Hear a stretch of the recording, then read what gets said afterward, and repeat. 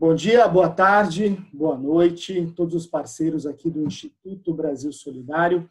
Eu sou Luiz Salvatore, esse é mais um Diálogos IBS, hoje trazendo um bate-papo super interessante sobre consórcio e gestão integrada de resíduos sólidos. Nessa semana, a gente comemora a Semana do Meio Ambiente, um momento em que muitas escolas e cidades inteiras se mobilizam em prol das questões ambientais. Um movimento que começou em 1972, durante a Conferência das Nações Unidas sobre o Meio Ambiente, em Estocolmo, quando a ONU, a Organização das Nações Unidas, instituiu o Dia Mundial do Meio Ambiente, que é todo dia 5 de junho. Uma data que foi escolhida para coincidir com a realização aí dessa conferência importante e tem, obviamente, como objetivo chamar a atenção de todas as esferas da população para os problemas ambientais e para a importância da preservação dos recursos naturais, que até então, naquele momento, ainda eram considerados inesgotáveis. Nesse período, nós aqui do Instituto Brasil Solidário também participamos de muitos eventos, palestras, algumas delas aqui no estado do Ceará, inclusive organizadas por nossos convidados, que é o Dr. Alceu. E recebemos ainda muitos feedbacks, né, que são aqueles retornos de trabalhos realizados com o material do Instituto, por exemplo, o nosso kit de práticas de educação ambiental. E muitas cidades, né, e escolas, elas usam esses materiais e nos relatam a eficiência, a eficácia desse material como um instrumento de mudança positiva na comunidade escolar e também, obviamente, nas suas respectivas cidades. E a gente também aproveita este momento aqui de isolamento para realizar um grande planejamento nas ações aqui do Instituto. Em breve, nós traremos novidades em relação a materiais e também a planos de aula que estão sendo escritos nesse momento por um grupo de quase 70 educadores de forma transversal dentro da área de educação ambiental.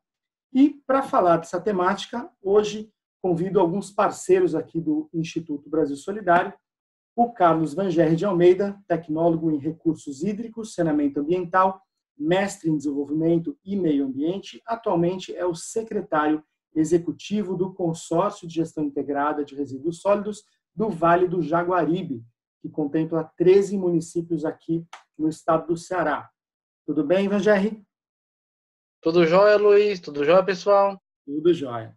Estou aqui também com Alceu de Castro Galvão Júnior, engenheiro civil, mestre em hidráulica e saneamento e doutor em saúde pública, analista de regulação da ARCE, agência reguladora aqui do estado do Ceará, ganhador do prêmio Jabuti. Olha só, hein, Alceu, essa eu não sabia, 2012, terceiro lugar na categoria Ciências Exatas, autor e editor de livros também de planejamento e regulação do setor de saneamento básico e também parceiro aqui do Instituto em Ações no Estado. Tudo bem, Alceu? Bom, Luiz, saudações, Vangerri, né, e esperamos, né, colaborar com essa discussão tão importante, né, que é a Semana do Meio Ambiente, e ainda mais nesses tempos, né, de pandemia, onde a questão ambiental ela ganha uma relevância muito maior. Com certeza. E também estamos tentando aqui, vamos ver se dá certo, nosso contato com o Luciano Pereira, que é um dos membros da Associação de Catadores de Materiais Recicláveis de Lagoa Nova, lá no Rio Grande do Norte. Essa cidade que recebeu formação do Instituto Brasil Solidário com a Ecoenergia em 2019 e, além da formação, o projeto lá incluiu a construção de um galpão de triagem com todos os equipamentos dentro de um processo muito interessante de coleta seletiva que vinha sendo realizado com bastante sucesso até esse momento de isolamento social. E nossa primeira fala vai aqui para o Vangerri, né? Então, para a gente começar nosso diálogo, Vangerri, fala um pouquinho do papel dos consórcios na prática da educação ambiental formal e não formal. Tudo bem, Vangerri? Tudo jóia, Luiz? Eu vou responder essa pergunta, mas eu gostaria de contextualizar, né, o pessoal entender o que é um consórcio, né, a quantas anda, de onde veio, para onde vai, porque é um elemento novo, né, é um novo ente que aparece, e é bom a gente entender um pouco sobre como está todo esse processo, o que é um consórcio e como é que ele pode ajudar, né? Na verdade, o estímulo aos consórcios, ele ele já tinha sido surgiu em meados de 1891, né?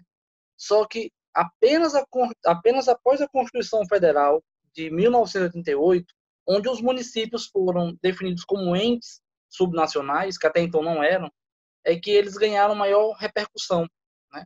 Tanto que, em 2005, surge a tradicional, a conhecida Lei dos Consórcios.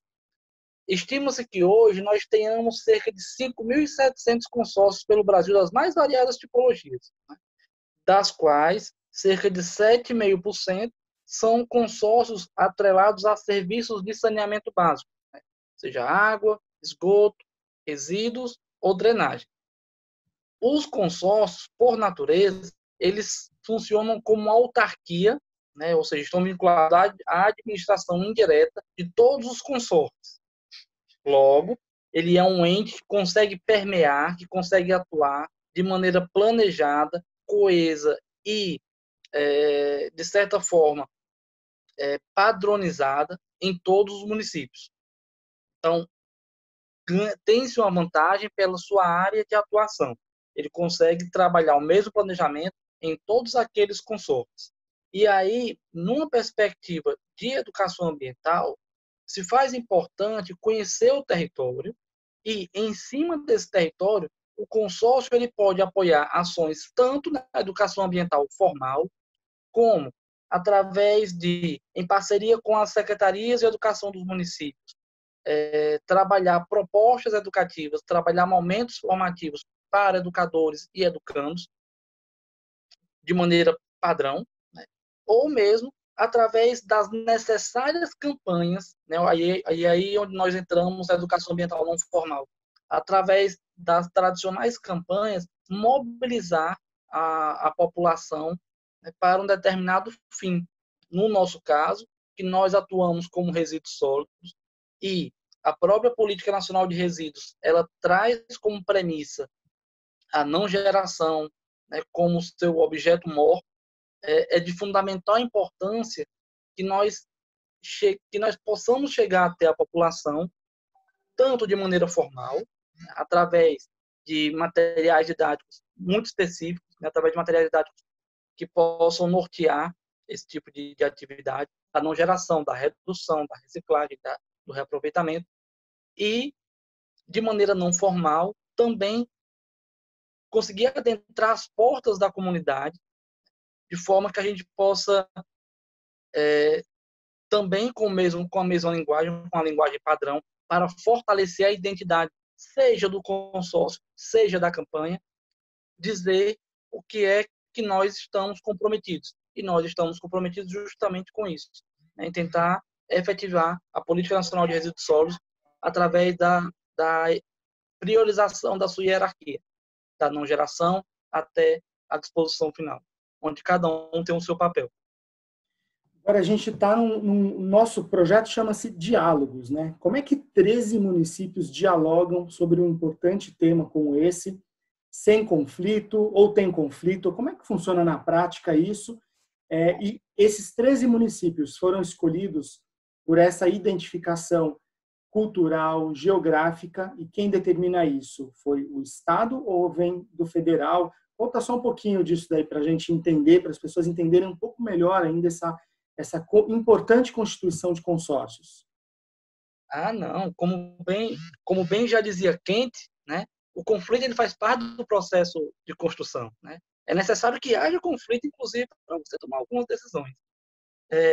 Na verdade, no Ceará, a proposta de consórcios, ela volta lá para meados de 2008, 2009, né, onde a época, e aí é o seu, né, também é o pai disso aí tudo, né, é um dos pais disso aí tudo, onde a época, a grande parte dos municípios cearenses, cerca de 170 e pouco, alguns municípios cearenses, foram organizados em alguns consórcios, né, basicamente com a mesma nomenclatura, que eram consórcios municipais para aterro de resíduos sólidos, né, os famosos comares.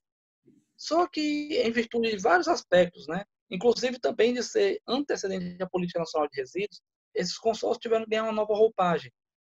E aí, alguns anos depois, no nosso caso, em 2017, esses consórcios foram retomados, mas não apenas agora na visão de fim de tudo, né? Não apenas na visão de construir equipamentos, volta para a questão da gestão integrada de resíduos sólidos. Então, esses 11 municípios, eles se reúnem, também, né, baseado, né, num instrumento jurídico, né, provocado aí pelo Ministério Público, onde há algumas metas que devem ser cumpridas, onde, em especial, está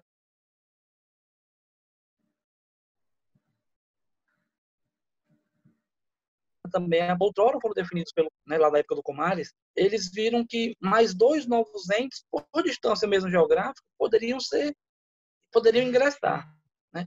Esses 2 entes, no caso, seriam Itaiçaba e Jaguaruana, se juntariam aos 11 iniciais: Alto Santo, Hereré, Iracema, Limoeiro, Morada Nova, Palhano, Potiretama, Quixeré, Russas, São João e Tabuleiro do Norte. E que esses 11 agora com esses mais 2 municípios, formariam o consórcio de gestão integrada de resíduos sólidos, onde, costumeiramente, né, nós temos reuniões, né, periódicas, média cada 2 ou 3 meses, com os técnicos desses municípios, técnicos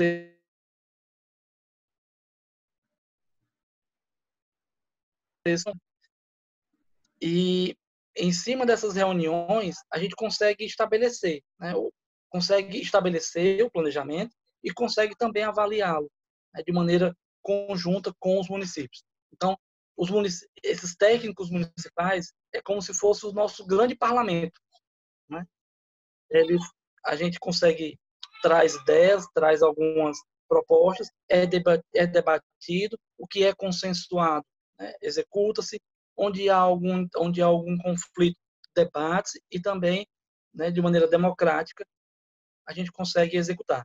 E uma dessas ações é justamente o que nós estávamos imaginando iniciar esse ano, que seria a questão da aquisição, né, de produção de material didático, bem como uma extensa jornada formativa para os municípios, para os munícipes e para grupos específicos, né, que, em virtude da pandemia, nós estamos tendo que repensar como fazer.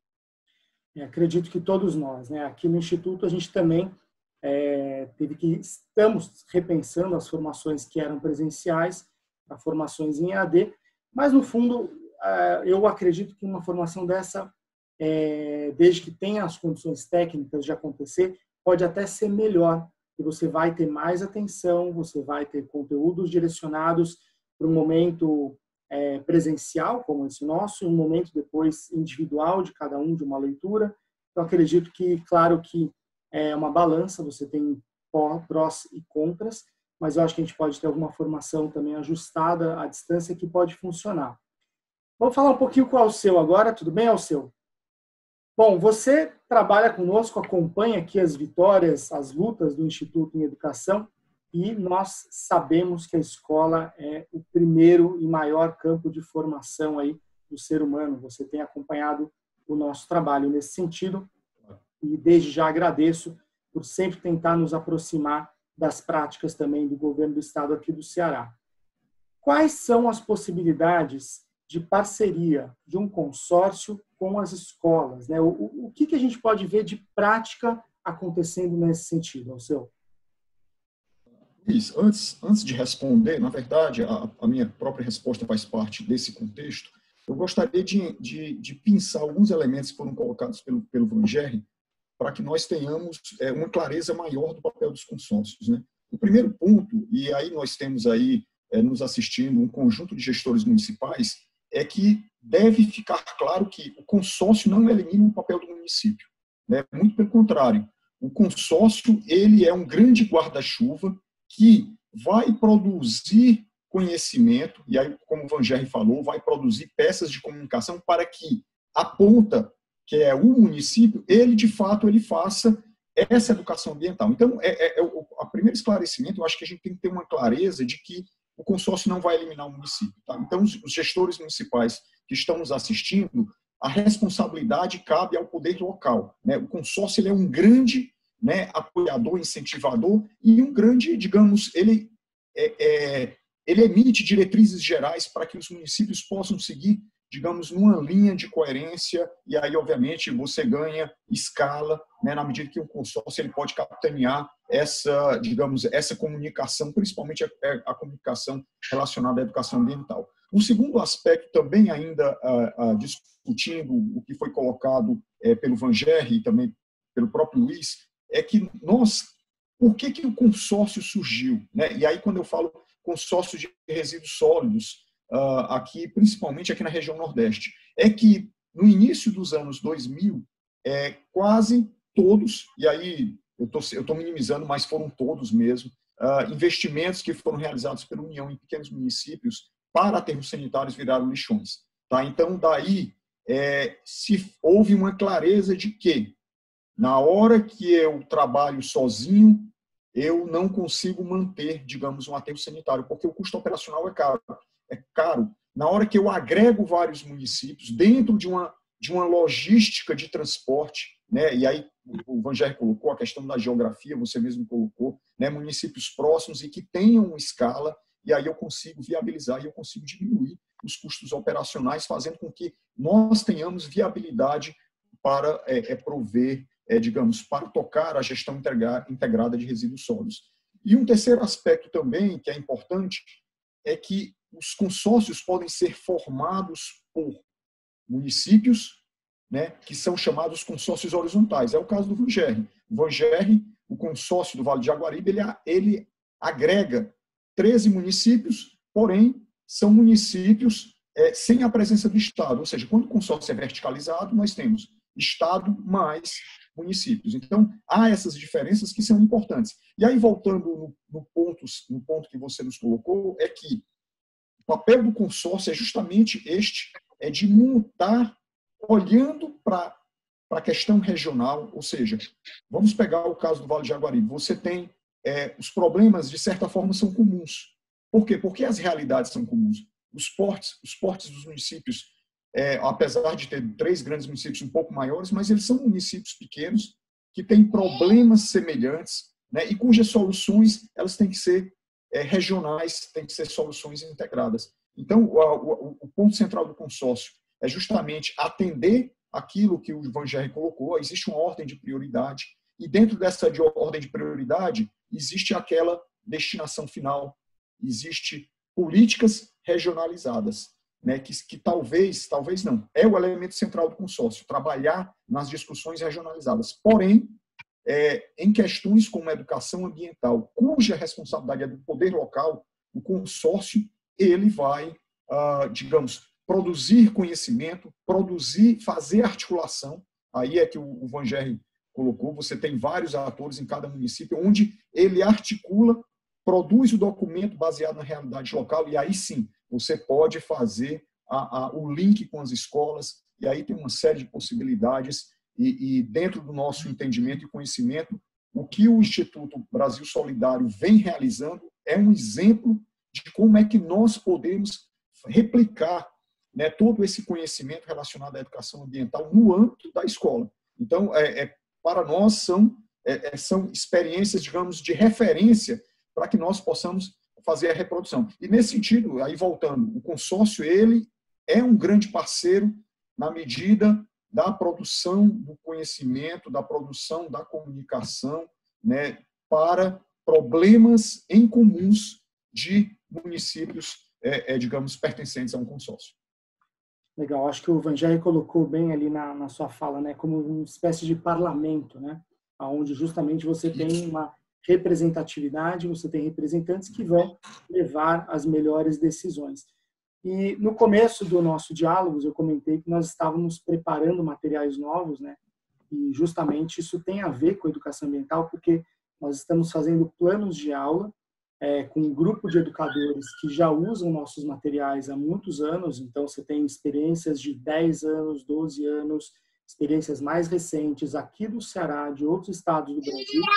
A gente vai ter, ao final, mais de 300 planos de aula escritos entre anos iniciais, finais, ensino médio. E a nossa ideia justamente é que as próximas formações, além daquela questão prática, que a gente já trabalha muito com as oficinas, a gente tenha exatamente dentro de cada sala de aula um planejamento separado por disciplinas de forma transversal, como a lei previne, como a lei coloca, de maneira a trazer muito mais eficiência, eficácia e resultados em educação ambiental dentro das disciplinas convencionais, que é o grande gargalo do que a gente fala tanto de educação ambiental, mas não é simplesmente plantar uma árvore, não é ter uma horta na escola, você tem muito mais possibilidades, e isso, obviamente, não é um processo rápido, mas a gente está exatamente desenhando esses planos de uma maneira muito simplificada para dentro de 35, 45 minutos você ter uma prática que tem começo, meio e fim, ou ela é sequenciada em uma série de 2, 3 aulas, mas que levam um ponto de conhecimento bastante atrelado à disciplina, porém dentro do eixo transversal da educação ambiental. Então, a gente está muito motivado. É um trabalho de 6 meses, ele já foi iniciado, mas a gente deve ter grandes ganhos aí esse ano ainda em relação a isso. E eu queria saber, qual que é assim, você trabalha na ARCE, né? Qual o papel da agência reguladora em relação a esse importante trabalho dos consórcios, né? E nesse momento de isolamento, né? Tamanhas dificuldades que a gente tem de comunicação na área educacional, na área ambiental, da regulamentação, também vocês estão tendo essas dificuldades? Como está sendo o trabalho hoje aí da agência? Veja, o papel da agência em relação aos consórcios é justamente regular e fiscalizar a prestação dos serviços. Nós temos um marco regulatório do setor de saneamento, que é a Lei 11.445 de 2007, que ela exige a obrigatoriedade da regulação para a validade dos contratos. Ou seja, nós temos que... É uma condição, quer dizer, se você tem um contrato de prestação de serviço e não tiver regulação, ele não teria validade. Nós estamos nos preparando para regular 3 consórcios aqui no estado do Ceará, que seria o consórcio de Sobral, prestes a iniciar a sua operação, o consórcio de Limoeiro, que ainda se encontra em obras, né, as infraestruturas, e o consórcio do Cariri, que está em fase de concepção para uma concessão à iniciativa privada. Então, na verdade, as demais, digamos, operações dos demais consórcios não são reguladas até o presente momento, quer dizer, esses estão sendo iniciados, até porque não existe infraestrutura a ser regulada, não existe, digamos, o contrato para essas áreas de disposição final. No tocante o papel e aí eu vou generalizar, da agência reguladora, ou das agências reguladoras, veja que nós estamos no momento em que há medidas urgentes, ou seja, a urgência da pandemia, ela faz com que, digamos, os poderes concedentes, eu estou falando municípios e estados, eles tomem decisões e a partir dessas decisões a agência reguladora ela acaba, digamos, operacionalizando do ponto de vista regulamentar. Então, vejamos o caso. Em determinados estados onde são dadas pelas assembleias legislativas isenções tarifárias ou então suspensões de pagamento de multa, essa decisão, que é uma decisão política tratada no momento de urgência de pandemia, ela vai ter algum impacto lá na frente, né, do ponto de vista do equilíbrio econômico-financeiro da prestação dos serviços. Então, a agência cabe regulamentar de que forma essa decisão política ela vai ser operacionalizada, além do que, lá no futuro, quando eu falo futuro, na retomada, na pós-pandemia, essa isenção tarifária ou essa isenção do pagamento da multa, ela vai ter alguma repercussão no equilíbrio econômico. Então, a agência ela vai ter que mensurar essa repercussão e, obviamente, isso aí vai ter algum impacto tarifário um pouco mais à frente. Então, tem muito esse papel de olhar para as decisões dos governos, né, em função da urgência, tá, e regulamentar o que foi decidido e olhar para frente. Né? Veja que o impacto é muito grande, ele é devastador, do ponto de vista em que você tem problemas, e aí de natureza, inclusive, financeira dos prestadores de serviço, problemas em que essa população está sendo pauperizada, ela vai ter problemas de capacidade de pagamento, né? A inadimplência tende a se elevar, ou seja, nós estaremos num momento de grandes decisões, de grandes conflitos, né, a partir do momento da retomada da pandemia. Vamos lá, eu queria ver se a gente conseguia falar com o Luciano. Luciano, você está nos ouvindo? Oi. Tudo bem, Luciano? Tudo bom? Está me ouvindo bem aí? Estou te ouvindo, que bom. Acompanhando nossa conversa, o Luciano, então, está falando do Rio Grande do Norte, e essas mudanças que o doutor Alceu já colocou, obviamente que estão na ponta lá com os catadores de material reciclável, né? Então, Luciano, vocês têm percebido mudanças aí em função da pandemia, questão de recursos, formato de coleta, ganhos dos catadores? O que tem acontecido aí em Lagoa Nova? Bom, com essa pandemia do novo coronavírus, né? Muita gente daqui do galpão de triagens, idosos, né, que trabalham aqui, ficaram em quarentena. Não quiseram trabalhar aqui, porque a gente tomou todos os cuidados, está tomando, né?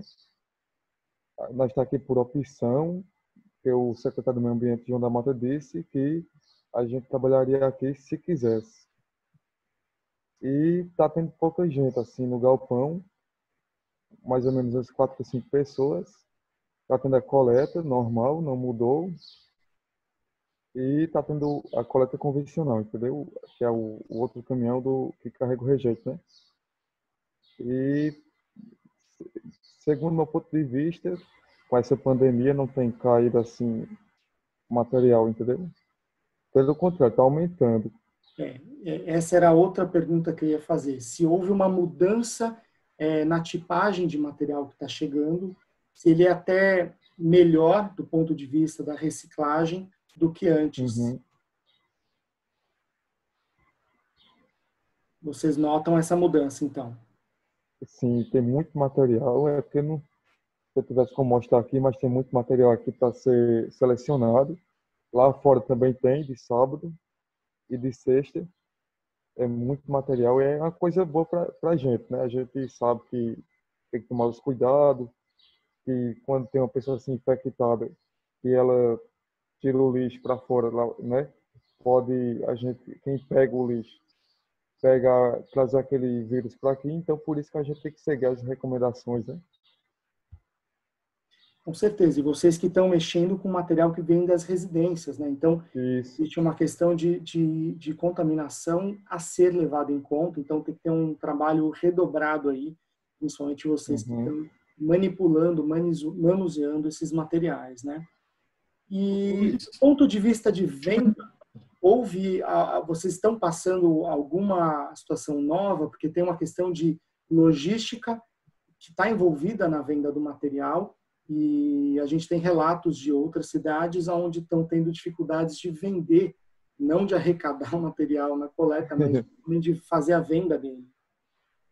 Olha, a gente vendia para um homem chamado Gils, que ele é de Parelhas. Ele é doente, ele faz hemodiálise, então ele tirou o chip do celular, ele não quer sair para canto nenhum, está com medo de pegar essa doença. E tem um irmão dele que chama Joels, e os preços baixou muito, entende? A gente vendia aqui material, como um exemplo, o PET, né? Separadinho por cor, prensado, vendia a 1,10, 1,5. A gente teve contato com ele esse mês, foi saber os preços, ele disse que estava 70 centavos, né? Então tá bem difícil sim a gente conseguir comprador para vender. E a gente conseguiu um preço melhor com um homem aqui de uma cidade próxima aqui, Chagas, de Sercorá, que fica uns 20 quilômetros daqui de Lagoa Nova. E o papelão, ele disse que estava comprando a 22 centavos, aí ele disse que ia comprar 23, depois falou que ia comprar 24. Então, a única pessoa, digamos assim, que tem um preço melhor para a gente é ele. Os outros... tem aquela questão também de vir buscar por tonelada, tem que ter aqueles tanto lá. Então a gente vende a ele, que ele vem buscar, se der 40 fardos de papelão, vamos supor. 10 toneladas ele já vem buscar no caminhão, entende? Sim. Você vê que a lei da oferta e da procura até nisso, né? Então, quando todo mundo quer, o preço sobe. Agora, quando ninguém quer, o preço cai lá embaixo. Né?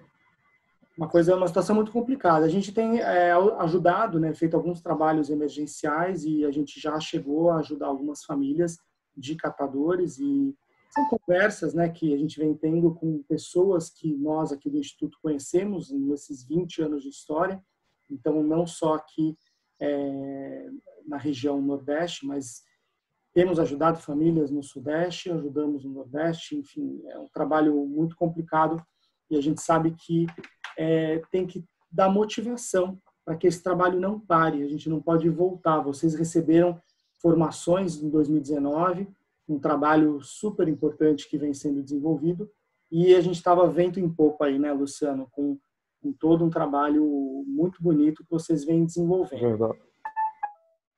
Então, pessoal, vocês queriam comentar algo a mais? Uma última palavra ao seu, Vangerry, para a gente fechar aqui nossos diálogos. Super bacana, interessante, um tema atual, fundamental, e que com certeza essa semana tem que trazer luz, né? Não só para a educação ambiental, mas para essa questão da importância dos consórcios. Eu gostaria de ter uma fala, assim, mas eu espero ao seu. Você quer falar antes? Já que você pode ter... Na verdade, o que é uma mensagem que a gente tem passado nos diversos debates e diversos momentos. Rogério, se você puder fechar o seu microfone, está dando curto aqui. Essa mensagem a gente tem passado em vários momentos e tem discutido muito. Ficou muito clara a relação da propagação do vírus, né, do Covid-19, associado com a falta de saneamento básico. Então, a primeira barreira, né, que o cidadão tem que ter é um acesso a saneamento básico, e aí entra desde o abastecimento de água, né, já foi observado por várias pesquisas a presença do vírus no esgoto, a presença nas embalagens que são utilizadas, né, aí a gente já está falando de resíduos sólidos. Então, é fundamental, né, como primeira grande barreira, né, para a propagação do vírus, nós temos o saneamento básico, nós temos a universalização do saneamento básico. E aí, quando eu falo universalização, é o acesso à água, o acesso ao esgoto tratado, o acesso à destinação final, a utilização de reciclagem, a drenagem urbana. Então, o nosso setor, ele sempre foi relegado a um terceiro ou quarto plano. Então, hoje nós temos vários serviços de infraestrutura universalizados, né? A telefonia está universalizada, a energia elétrica está universalizada, e a perspectiva do saneamento básico ela é longínqua. Tá? Nós tínhamos uma perspectiva para 2033 que não vai se configurar, né? E aí fala 2050, 2060, ou seja, isso é muito grave e, obviamente, essa pandemia foi um aviso e novas pandemias poderão vir. E nós já tivemos lições que não aprendemos, que foi a lição, né, do vírus, dos problemas causados pelos mosquitos Aedes aegypti, né, ainda nessa década, né, que causou uma grave crise sanitária, e aí todo mundo, não, vamos para o saneamento básico. Então, para resumir, a nossa mensagem é que, oportunamente, independente do pensamento político, do partido político, é fundamental nós levarmos a discussão do saneamento básico para a agenda das eleições de 2020, tá? Para que os prefeitos assumam o compromisso com o saneamento básico e com a educação ambiental, que faz parte, né, são muito ligadas, para que nós possamos colocar na agenda. Todo mundo fala, saneamento é obra enterrada, né, ninguém vê, da mesma forma está um lixão, também ninguém vê, e aí é um problema dos outros, mas é um problema de todos nós. Então, temos que levar essa discussão para a agenda política e para a agenda governamental. Dessa forma, a gente consegue colocar o saneamento básico como prioridade da sociedade. Então, agora com a palavra, Vangerry.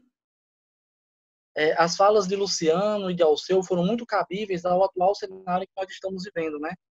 Nós estamos num momento pandêmico, onde esse vírus ele tem sobrevida em embalagens pós-consumo, né, que são os materiais, né, majoritariamente mais recolhidos aí por nossos amigos catadores de materiais recicláveis, e sem as devidas proteções, né, sem os devidos protocolos de cuidado, esses grupos de catadores são grupos que estão inseridos em grupos de risco, seja por comorbidades já pré-existentes, como hipertensão, diabetes, ou mesmo pela faixa etária em que eles se encontram.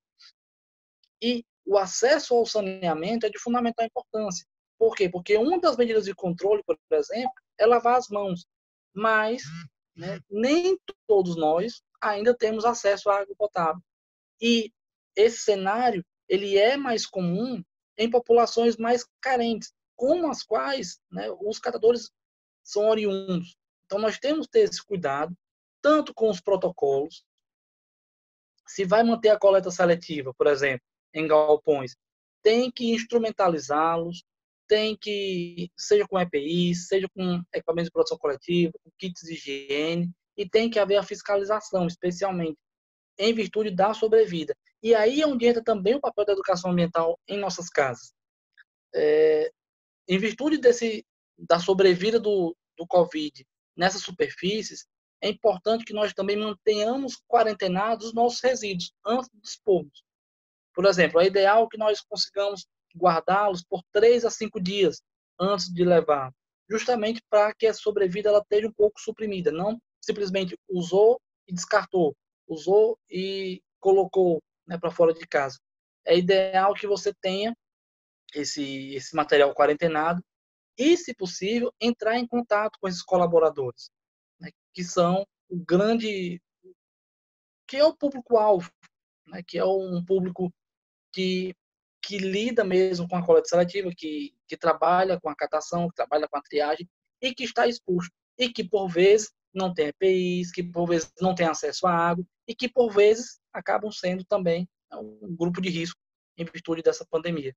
Então, façamos nossa parte. Se vamos continuar delegando material, e aí o Luciano falou bem, a Abrel publicou um artigo recentemente, onde ela mostra que, em relação ao ano passado, há uma redução no volume, na quantidade de resíduos domiciliares, mas há um acréscimo nos recicláveis, mostrando que está havendo aí uma mudança de consumo dos brasileiros, né, no padrão de consumo. Porém, esse incremento dos recicláveis não se configura como maior reciclagem, em virtude que muitos modelos, muitas plantas estão paralisadas, estão suspensas. Existe um estudo do SEMPRE aí, onde eles mostram que em todas as regiões do país, exceto o Sul, pelo menos 50% das cooperativas e associações estão suspensas ou paralisadas. Então, se há intenção em continuar com essa atividade, que façamos nossa parte, que desinfectemos o material, que quarentenemos esse material em casa antes de dispor, e, se possível, que entre em contato com os profissionais para que eles possam ir buscar. Então, assim, esse é o meu apelo. É um desafio muito grande, né? Nós aqui do Instituto, nós defendemos que a coleta não pode parar, mas, obviamente, desde que esteja com todas essas características que você comentou, de proteção, existem vários protocolos e indicações de como fazer isso. Aqui em casa a gente não faz a entrega diária, então a gente tem o nosso reciclável, ele é entregue para coleta a cada 3, 4 dias, então acredito que está seguindo esse protocolo que você diz, de quarentenar o material, e é uma mudança de cultura mesmo. Então, o reciclável, desde que minimamente lavado, limpo, separado corretamente, ele não gera vetores, não tem cheiro, nada. Então, assim, é super simples. É só você entender que ele é um material diferenciado e que isso é uma forma muito simples até de você fazer na sua residência e que, com certeza, você fazendo isso também está protegendo aquele profissional que está nas ruas, como é o caso do Luciano, que nos contou aqui um pouco lá de Lagoa Nova. Bom, esse foi mais um Diálogos IBS. Queria agradecer ao seu, Vangerre e Luciano, pela participação. Compartilhemos nosso vídeo aí com todo mundo que se interessa por esse assunto, nos consórcios, nas redes de educação, nas agências reguladoras. Use a hashtag Diálogos IBS, compartilhado também no Facebook e no Instagram do Instituto Brasil Solidário. Agradecemos a parceria de todos vocês. Obrigado novamente pelas falas e tenham todos uma ótima semana do meio ambiente.